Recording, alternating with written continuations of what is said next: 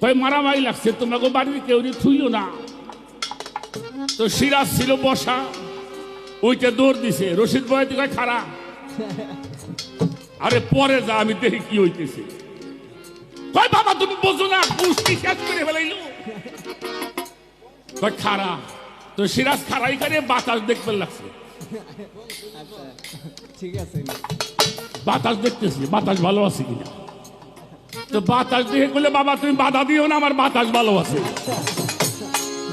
দিছে দৌড়, ওই বাড়ির সামনে গেলে কলা গাছের মধ্যে এক শালা আবার লাঠি নিয়ে খাড়াই দিছে।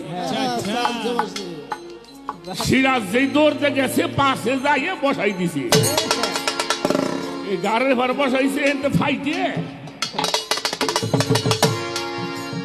সিংহের হাসপাতালে। আধা ঘন্টা পরে ওর বউ দৌড় পেরে আইসে, বাবা সিংহ হলো তোমার চাওয়াল বইরে গেল। কে? ওর তো বাতাস ভালো আছিল। যাই দেখি আমি আর সরকার গেছে, আরো লোকজন গেছে, ব্যান্ডেজ করতে গেলে চোখ দুটো বাইরে দিয়েছে। রশিদ বয়াতি মাতার কাছে যায়, কয় আরে সিরাজ বাতাসের খবর কি রে? আচ্ছা আচ্ছা, কয় বাবা বাতাস তো ভালো আসলে, শালাই পাশেতে মারছে। আমাকে বাতাস ভালো আছে কিন্তু মারতেছে গলি পাশেতে।